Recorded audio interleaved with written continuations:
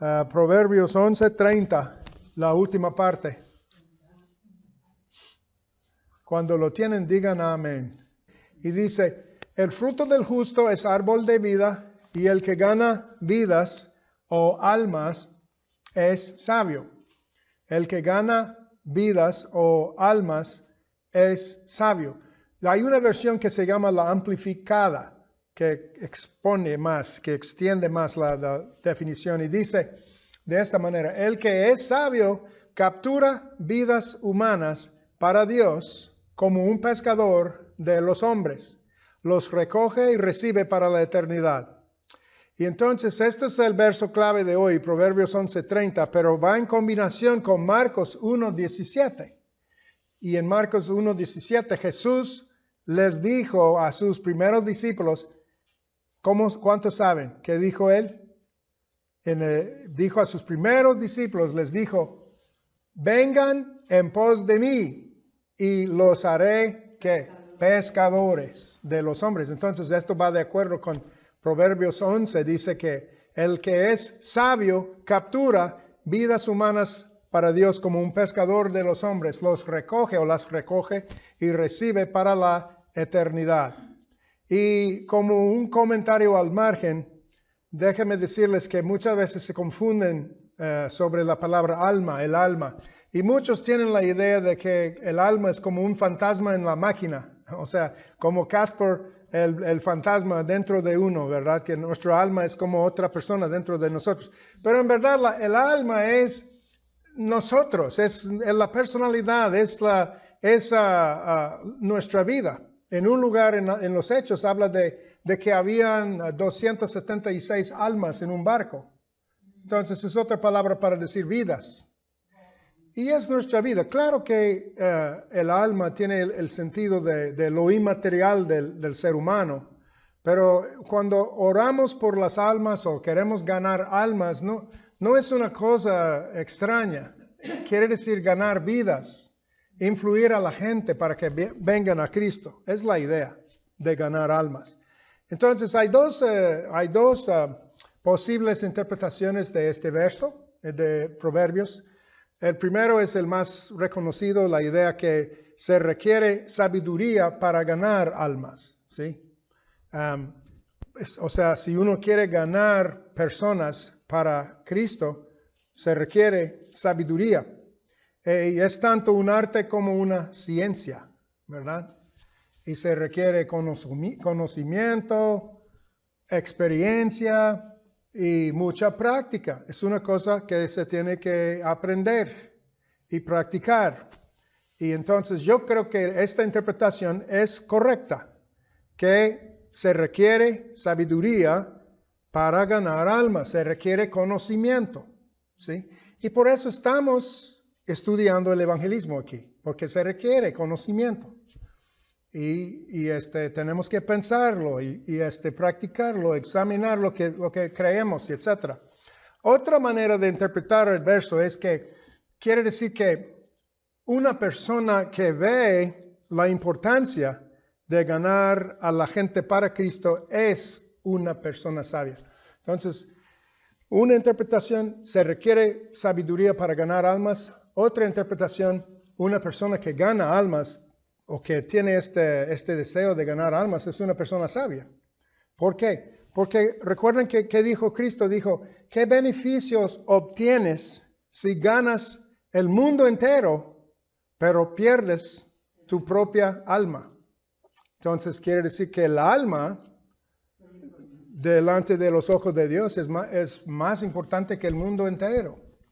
Una vida, es de mucha importancia para Dios. Cristo dejó las 99 ovejas, sí, para salvar una. Nada se compara con el valor de un alma. Entonces, los que saben esto son sabios. Los que reconocen qué tan importante es un alma son personas sabias. Y entonces la idea que quiero tratar hoy es, primero, hacer esta pregunta.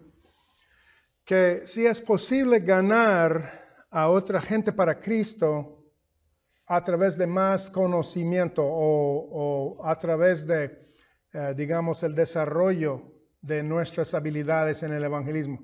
¿Creen que es posible refinar o mejorar nuestro conocimiento y nuestra capacidad para ganar almas?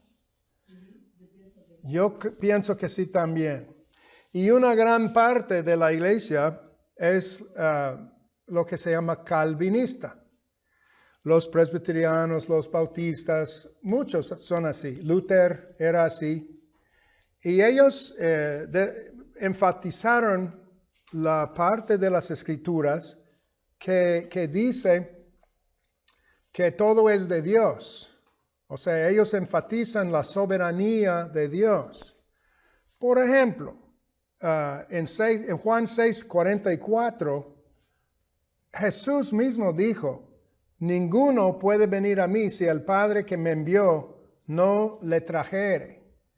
Entonces, estos cristianos enfatizan versos así, que dicen que nadie puede venir a menos que el Padre lo traiga. ¿Sí? El Padre tiene que hacerlo por su Espíritu. Y Jonás 2:9 dice, la salvación es del Señor. Entonces, la Biblia dice que estábamos muertos en pecados y en delitos, ¿verdad? Efesios 2:1 dice que éramos, antes de aceptar a Cristo, muertos. ¿Sí? ¿O cómo dicen? ¿Estábamos o éramos? Estábamos espiritualmente muertos. Y dicen, bueno, mira, si uno está muerto, no es capaz de oír una voz y levantarse. Por ejemplo, usan el ejemplo de Lázaro en su tumba. Cuando Cristo le dijo, Lázaro, levántate y sal fuera. Él estaba muerto. El muerto no es capaz de oír ni de responder. Entonces muchos cristianos enfatizan esta parte que dice claramente, estábamos muertos. Y entonces es un acto soberano de Dios que nos salva. Él nos regenera con su poder y nosotros no somos capaces de hacer nada en absoluto. Y versos como Juan 1:13 dice que no es por la voluntad humana que seamos salvos, sino la voluntad de Dios. Y Romanos 9, todo el capítulo habla de esto. Dios escoge a uno y desecha a otro, ¿sí? Es la idea. Entonces, estos versos son buenos para aprender. Y es importante saber que hay otras partes de la iglesia de Cristo que tienen otras ideas. Ellos no hacen llamados al altar, porque para ellos esto es tonto. No tengo que llamar a nadie. Dios hace el llamado. Él habla al corazón de uno y responde, porque Dios lo regenera, Dios lo toca y Dios lo hace venir. Entonces, estos no predican así y no dan una invitación al altar para que la gente pase. Y no ponen el énfasis que nosotros ponemos en orar, repetir una oración del pecador, ¿verdad? Nosotros, nuestra parte del cuerpo de Cristo, tendemos a pensar que no, tú tienes que hacer esta oración. Lo que más queremos es que repitas una oración. Esto también es un extremo. Eso es un extremo. Tenemos que tener en balance, equilibrio, ¿verdad? Estas verdades. Una cosa que debemos entender de esta parte, lo que estamos viendo ahora, es que algunos tienen en mente la idea de que si tú quieres ganar almas, quiere decir que tienes que ser como un super vendedor. ¿Saben personas, verdad? Conocen a personas vendedores, que son muy fuertes vendedores, y son muy agresivos, y te agarran y no te dejan ir, ¿verdad? Hasta que tú compras lo que ellos venden. Y algunos tienen la idea de que el evangelismo es así. Tenemos que aprender a ser vendedores y ganar a la gente. Estos que estoy hablando de los calvinistas, ellos no están de acuerdo. Y no exhortan a que acepten a Jesús ni nada de eso, porque dicen, la obra tiene que ser de Dios. Y en parte tienen la razón. es verdad, es algo bíblico. Pero a la vez, hermanos, la Biblia enseña otro lado que tenemos que tomar en cuenta también. Porque la Biblia enseña la responsabilidad humana, ¿sí? Y yo prediqué como 6 mensajes aquí sobre mi parte y la parte de Dios y la responsabilidad humana.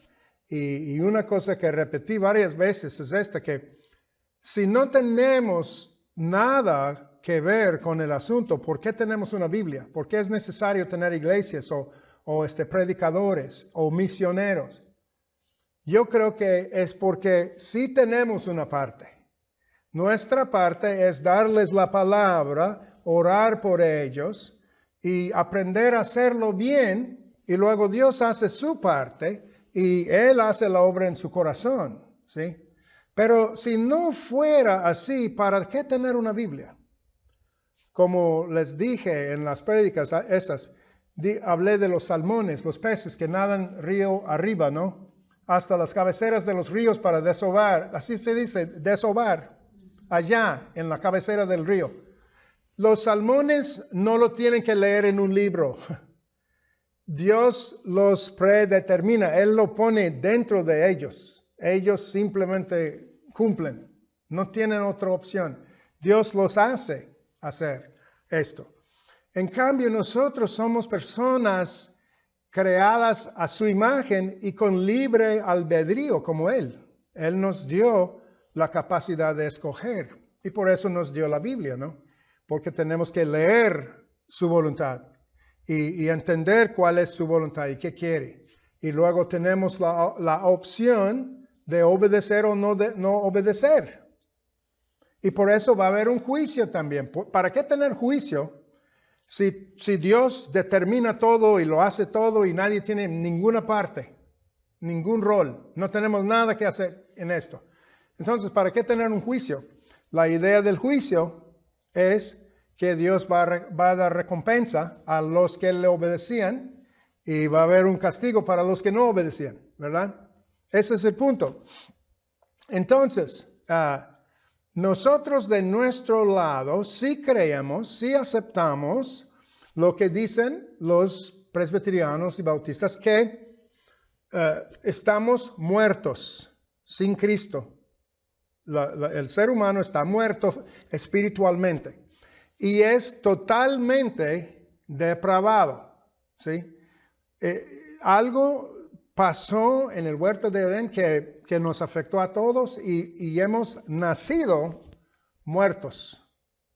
Físicamente vivos, pero espiritualmente muertos. Como cuando corté mi mano aquí muy profundamente, quedó por unos años como muerto. No se sentía nada. Y esta es la idea de estar muerto. Cuando los nervios mueren, no hay sensibilidad.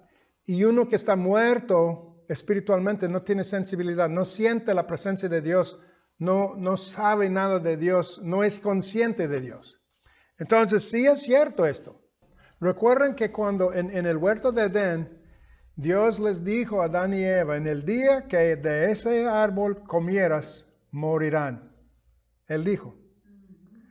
Pero cuando comieron la fruta, no murieron físicamente. Y parece que Dios mintió, que dijo que iban a morir aquel mismo día. Pero es que murieron espiritualmente. Y luego eso tomó un efecto que duraron 900 años más en la tierra, en el cuerpo. Pero murieron. El proceso de la muerte empezó allí cuando desobedecieron. La muerte entró y dice, Romanos 5 dice que la muerte entró a través de Adán. Entonces, nacimos muertos espiritualmente. Y entonces, y es algo que yo soy lo que se llama arminianista. Los que creen en la predestinación y todo eso se llaman calvinistas. Y uno está en un punto u otro. Si eres cristiano, estás en un espectro entre calvinismo y el arminianismo. Todo cristiano es así, aunque no se den cuenta. Todo es así. O estás aquí con los calvinistas, los presbiterianos, o estás aquí con los más bien los de las asambleas de Dios, metodistas, etc. O estás en algún punto en medio. Pero es así. Pero la verdad es que tenemos que tener en equilibrio estas verdades. La soberanía de Dios, que la salvación es de Dios, que solo Dios puede regenerar, solo Dios puede salvar, solo Dios puede perdonar, solo Dios puede darnos vida. Pero por el otro lado, lo que nosotros de este lado creemos es que fuimos creados a la imagen de Dios, y aunque esa imagen ahora está distorsionada en nosotros y está ¿cómo lo diré? Oscurecido, ¿cómo se llama? Oscurecido, sí, o cubierto de alguna manera, como que algo que está oxidado y cubierto de algo así, de suciedad, pero queda lo suficiente de la imagen de Dios en nosotros que nosotros creemos que sí es posible responder a la oferta de Dios. Cuando Dios nos llama, Él nos llama a creer. Recuerden que Jesús, cuando empezó su ministerio, dijo, el reino de Dios se ha acercado, arrepiéntense y crean en el Evangelio. Entonces, estas dos cosas, arrepentirse y creer, son de nuestra parte. Él dice, arrepiéntense y crean. Quiere decir que nosotros somos capaces, aunque estamos muertos, sí, es cierto que estamos muertos espiritualmente, pero queda lo suficiente en nosotros que podemos responder y arrepentirnos y creer y levantar la mano, ¿verdad? Y alcanzar estirarnos hacia Dios para recibir. La Biblia dice en Efesios 2, 8 y 9, dice, por la gracia sois salvos por la fe. Y esto no de vosotros, sino que es don de Dios para que nadie se jacte en su presencia. Entonces, somos salvos por la fe. Y la fe no es una obra que uno hace para ganar la salvación. Perdón. La fe es nada más recibir. Es la forma en que se recibe la salvación. Si yo creo, recibo. No es una obra de mi parte. No estoy ganando la salvación o mereciendo la salvación con mi fe. Mi fe solamente dice, ok, yo creo, Señor, yo acepto. Como la Virgen María. Ella dijo, hágase conmigo conforme a tu palabra. Ella no era capaz de hacerse embarazada. Ella no pudo hacer crecer en su vientre el Hijo de Dios. Pero ella nomás dijo, hágase conmigo conforme a tu voluntad. Y esta es como la salvación. Nosotros recibimos por fe. Pero no podemos decir que por nada que Dios nos salva y no hay nada que hacemos. Porque la Biblia dice, por medio de la fe. Entonces, nuestra parte es la fe. Y como digo, hay muchos versículos que enseñan nuestra parte. Arrepiéntense y crean en el Evangelio. ¿Ok? Son acciones de nuestra parte. Luego, en otra parte dijo, vengan a mí los cansados. ¿Sí? Vengan. Y dijo, si alguno tiene sed, que venga a mí y beba. Beber es algo que un niño puede hacer, pero nadie puede beber por ti. Yo bebo y tú bebes.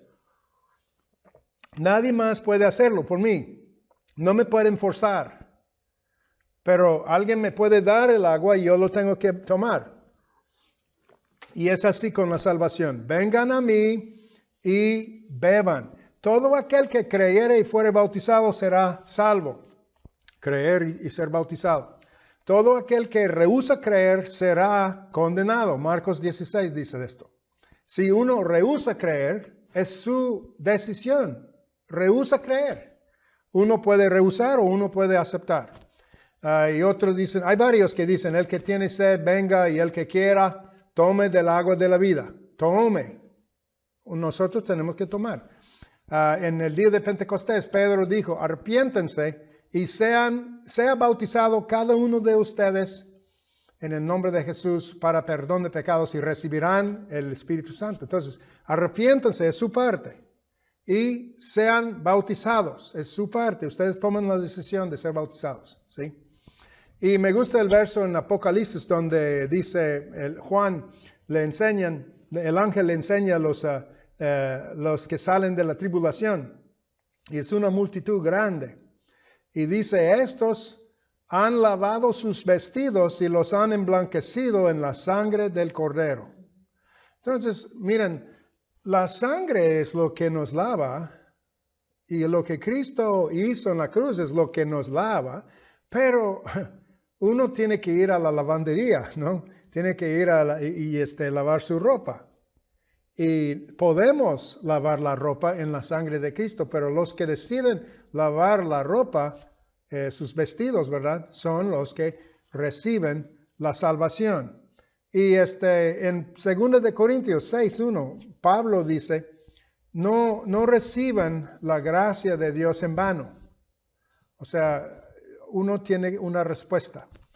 Y entonces la idea es que sí es cierto lo que dicen los calvinistas, que la salvación es de Dios, pero también es cierto lo que dicen los arminianistas, que nosotros tenemos que responder. Y entonces, el punto de decir todo esto es que si esto es cierto, entonces es también cierto que hay cosas que nosotros podemos hacer o no hacer que afectan los resultados. Por ejemplo, piensen, ¿creen ustedes que se salvan las personas en una iglesia donde nunca se predica la salvación? Hay iglesias como esa iglesia de donde vengo. Ellos nunca habían escuchado un mensaje de salvación, que tienes que aceptar a Jesús. Creo que no, porque no saben nada de la salvación. Si tienes un pastor que nunca da una invitación o nunca dice a la gente que tiene que aceptar a Cristo, es posible en raros casos que alguien sea salvo, pero no es muy probable. La gente se salva donde se predica la salvación.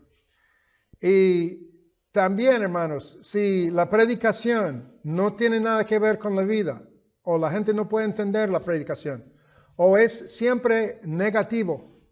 Hay pastores que regañan a la gente cada semana, regañan.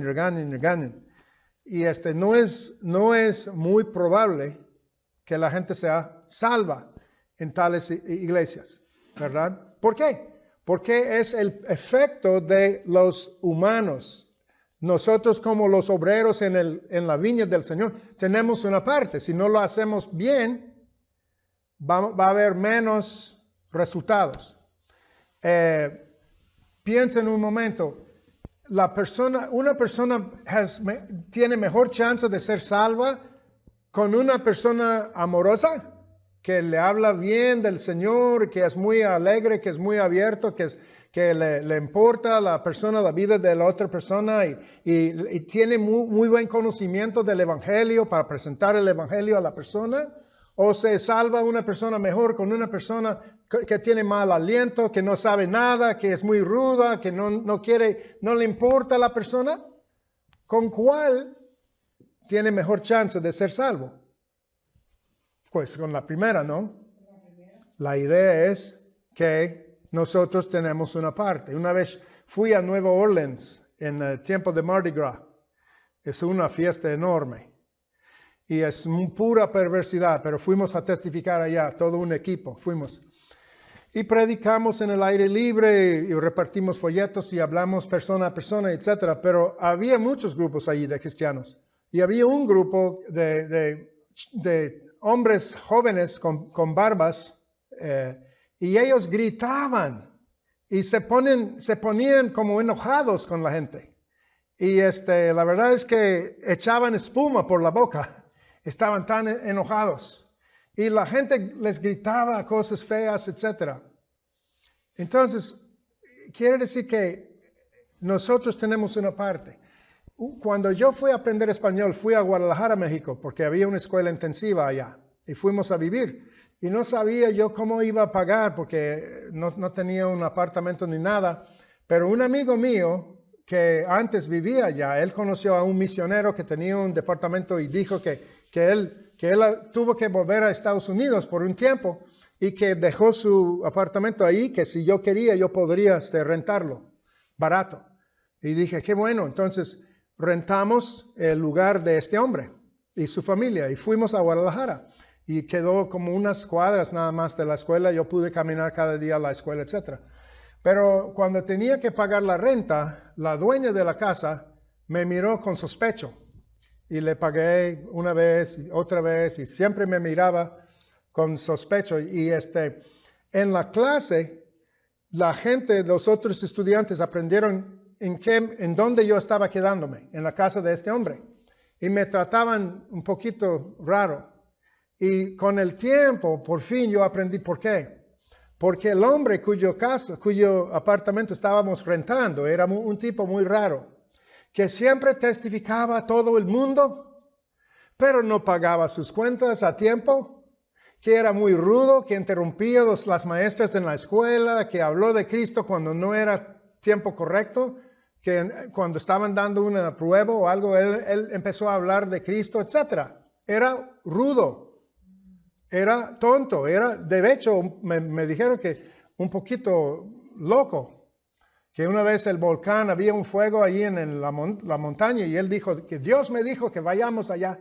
Y su esposa y su hijo dijeron, papi, por favor, no, hay fuego y hay bomberos y no podemos. Dijo, cállense ustedes, no tienen fe. Dios me dijo y vamos. Y se fueron y los bomberos lo pararon. Oye, hombre, estás en peligro aquí, vete para abajo. Dijo, no, quítense de mi camino, Dios me dijo. Y así era este hombre, un tipo loco, ¿sí?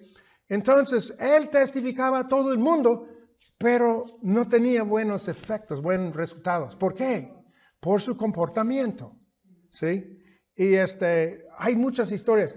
Hay un hombre que se llamaba Hudson Taylor, en los años 1830, algo así, no recuerdo exactamente la fecha, se fue a China.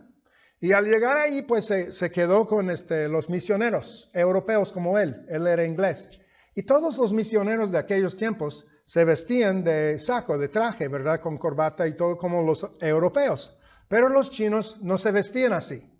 Y además, los hombres de los chinos rasuraron aquí, esta parte, y dejaron crecer su pelo atrás y hicieron como una trenza ahí, corta.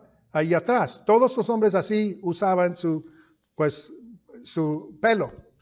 Y entonces este hombre aprendió el chino y luego dijo a los otros misioneros, yo voy a comprar la ropa de aquí, de esta gente. Y compró ropa china y se vistió como un chino. Y empezó a hablar chino mejor y mejor y mejor.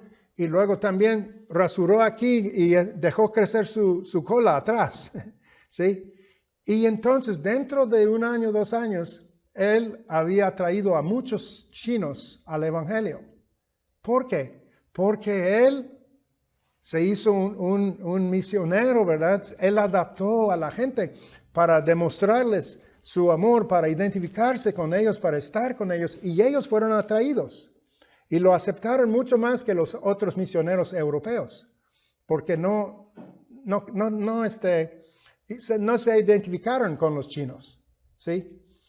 Y me hace recordar otra historia de uno de la India que fue muy famoso, llegó a ser el apóstol de la India, se llama Sundar Singh. Si tienen oportunidad de leer sus libros, son excelentes. Sundar Singh Sundar quiere decir hombre santo, y se vestía como un hindú, con esta toga, esta ropa que ellos traen, amarillo, ¿verdad? Como un hindú. Y él andaba descalzo en toda la India y ganaba muchas almas para el Señor. Y él cuenta la historia de que una vez estuvo en un tren y allá hace mucho calor en el verano y los trenes no tenían aire ni nada de eso. Y un hombre se desmayó en el tren, ¿verdad? En el carro, y se cayó. Y vino un europeo y corrió y agarró agua y vino y trajo de darle agua, porque el hombre estaba tratando de recuperarse y le ofreció agua.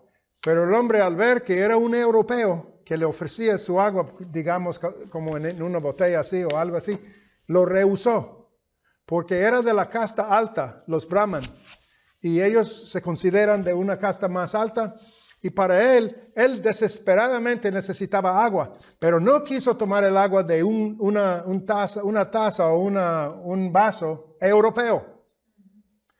Y Sundar Singh se levantó y le trajo agua y lo aceptó, porque él estaba vestido de indio. Entonces la idea es que nosotros tenemos una parte grande en la evangelización. El que gana almas es sabio, tiene que aprender, tiene que usar sabiduría para alcanzar a otros, identificarse con ellos, mostrarles amor, ¿verdad? Y comprensión. Y las escrituras también enseñan esto y les voy a dar unos ejemplos, ¿ok? Si quieren anotar. Los Hechos 14:1. Los Hechos 14:1 dice que Pablo y Bernabé entraron en la sinagoga y escúchenlo, dice, hablaron de tal manera que creyó una gran multitud. Hablaron de tal manera. Y luego yo busqué en otras versiones. Allá en Bible Gateway se puede ver cualquier versión de la Biblia en español. Y dice otra versión, hablaron tan efectivamente que creyó una gran multitud. Y otra dice, hablaron con tanto poder que muchos creyeron. Entonces, ¿cuál es el punto? Se puede hablar efectivamente o no tan efectivamente. Se puede hablar con poder o no con poder. ¿Sí? Depende de nosotros. Tenemos que aprender a hablar efectivamente. Mateo 5:16 es el segundo verso. Mateo 5:16, Jesús dijo, así alumbre vuestra luz delante de los hombres para que vean vuestras buenas obras y glorifiquen a vuestro Padre que está en los cielos. Así alumbre vuestra luz. ¿Qué quiere decir? Quiere decir que... ¿Mande cómo? Tenemos que estar siempre brillando. Tenemos que brillar, sí, y brillamos a través de buenas obras. Los niños, cuidar a los niños de la vecina, hacerle una comida cuando está enferma, cortar la grama o zacate de su casa porque el esposo está enfermo, digamos, o ya no puede. Hacer buenas obras, así alumbre vuestra luz. Entonces, nosotros podemos brillar o no brillar, o dejar brillar o no dejar brillar la luz, ¿sí? Con nuestro comportamiento. Cuando la gente ve una diferencia en nosotros, están más abiertos o estarán mayormente más abiertos al mensaje que queremos compartir, ¿verdad? Y tenemos la posibilidad aquí, como dice, así alumbre vuestra luz, quiere decir que tú puedes o no puedes, depende de ti. Si Dios nos dice, eso es lo que Él quiere, pero depende de nosotros, si queremos obedecer. Ahora, otro verso, Colosenses 4, capítulo 4, 5 y 6. Colosenses 4, 5 y 6. Colosenses está muy atrás en el Nuevo Testamento, todas las epístolas de Pablo. Y dice, andad sabiamente para con los de afuera. ¿Quiénes son los de afuera? Los que no son creyentes. Sí, los que no son creyentes. Andad sabiamente para con los de afuera, redimiendo el tiempo, aprovechando bien el tiempo o las oportunidades que se presenten. Esto es algo que podemos hacer nosotros o ignorar. ¿Sí? Dice, redimiendo el tiempo o aprovechando bien el tiempo. O sea, nosotros podemos aprovechar o no aprovechar. Tenemos que prestar atención para aprovechar. Y dice, sea vuestra palabra siempre con gracia. Sea vuestra palabra siempre con gracia. Y en otras palabras se puede decir que sea atractiva nuestra palabra. agradable, que demos una buena impresión de Dios y de la vida cristiana. Eso es lo que quiere el Señor. Dice que demos una buena impresión, ¿verdad?, de Cristo, de Dios, de la salvación, del Evangelio. Y dice, sea vuestra palabra siempre con gracia, sazonada con sal. ¿Qué es la sal? La sal da sabor, ¿verdad? Y nos hace tener sed. Dicen que tú puedes jalar a un caballo al agua, pero no lo puedes forzar a tomar el agua. Pero no es cierto, porque si le metes un poquito de sal, va a querer tomar agua. Entonces la sal da sed. Y entonces la idea aquí es que si queremos aprovechar bien el tiempo y que nuestra palabra sea con gracia, entonces quiere decir que nosotros podemos hacer que la conversación sea más interesante o con más sabor, más edificante, más atractiva, ¿verdad? Y luego dice, para que sepáis cómo debéis responder a cada uno. Para que sepáis cómo debes responder a cada uno. La idea ahí es que cada persona es diferente, ¿verdad? Y entonces tenemos que aprender a usar discernimiento y hablar de una manera apropiada a cada persona. Tenemos que practicar, tenemos que aprender las respuestas y cómo dar y cuál respuesta dar a cuál persona, etc. Y hay mucho que aprender. Y nos hace podemos estar más equipados para poder hacerlo más efectivamente. Nos toca a nosotros estar preparados. Y de hecho hay un verso más adelante que les voy a enseñar que dice esto. Pero el pasaje siguiente que quiero darles es de 1 Corintios 9. Mírenlo por favor. 1 Corintios 9, 19. Hasta ahí nomás. Gracias. Ven, Él hizo todo lo posible para ganar. Sí, esto de los que no están bajo la ley, esto quiere decir los gentiles, ¿verdad? Los judíos estaban bajo la ley, los gentiles no. Entonces a la gente religiosa se hizo como una persona religiosa porque era judío. Él entendió su forma de ser y todo y actuó como un judío porque era judío para alcanzarlos. Pero cuando estaba con los gentiles actuaba de diferente manera. No pecaba con los pecadores para identificarse con ellos. No se trata de pecar, pero es hablarles de una forma que entienden, ¿sí? Tú no eres una persona elevada que no puede identificarse con nadie. No, él actuó, él se hizo como con las personas, ¿verdad? Para alcanzar, para ganarlos. Entonces, el que gana almas es sabio. Pablo era uno de estos que era muy sabio y él hizo todo lo posible. De hecho, ¿saben qué? Fíjense, él fue preparado, muy bien preparado por Dios. ¿Por qué? Él era bicultural, como ustedes. Son biculturales ahora. Están aquí en Estados Unidos, pero son latinos. Hablan español y algunos hablan inglés. Pablo era así. Hablaba el hebreo de los judíos, pero hablaba el griego.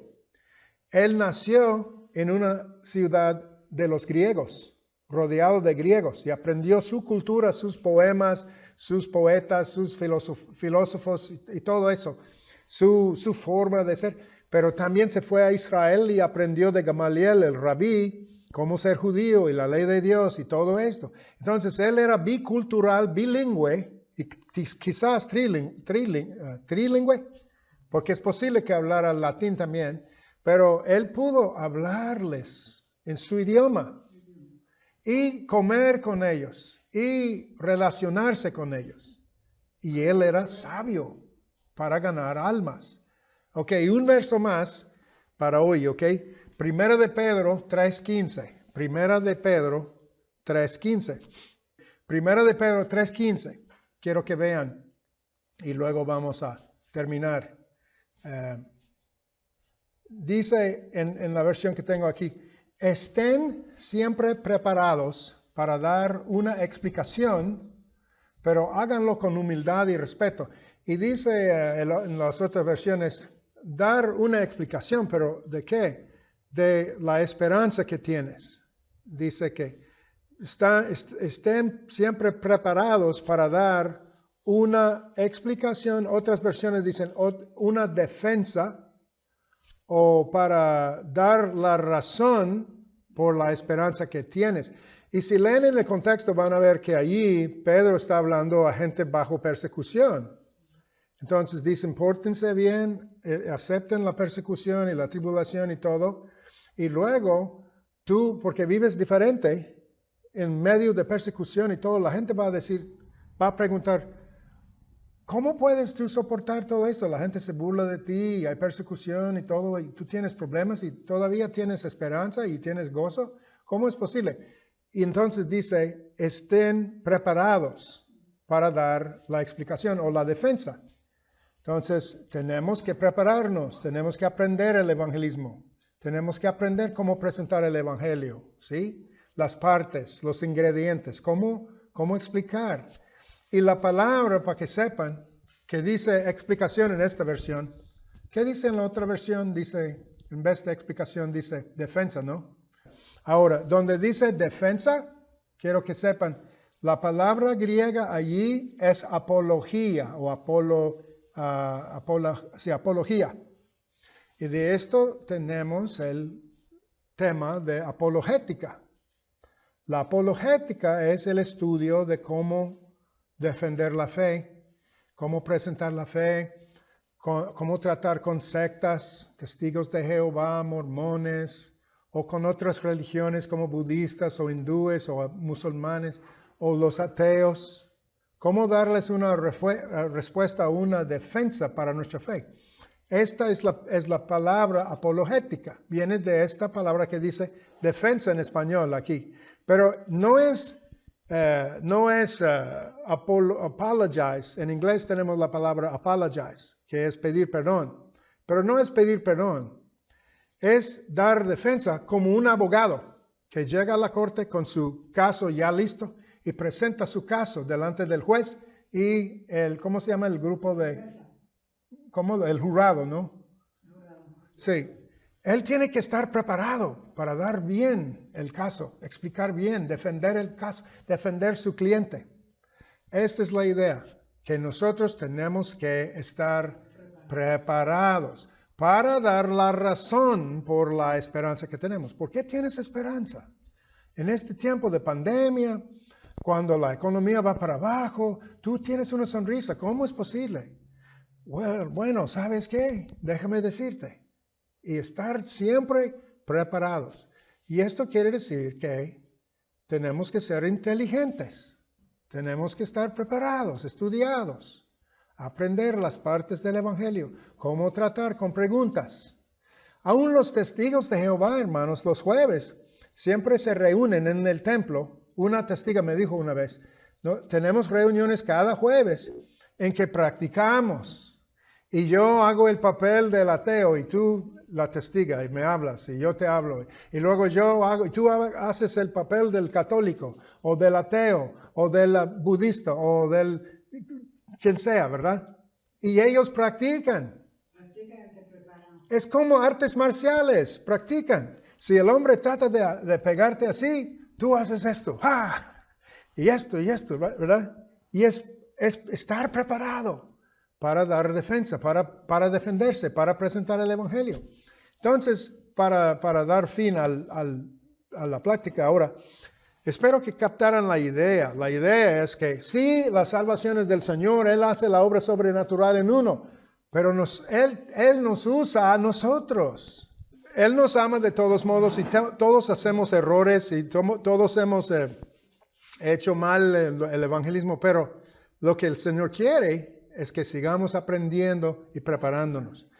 ¿Por qué no oramos y ya es tiempo, verdad, para acabar?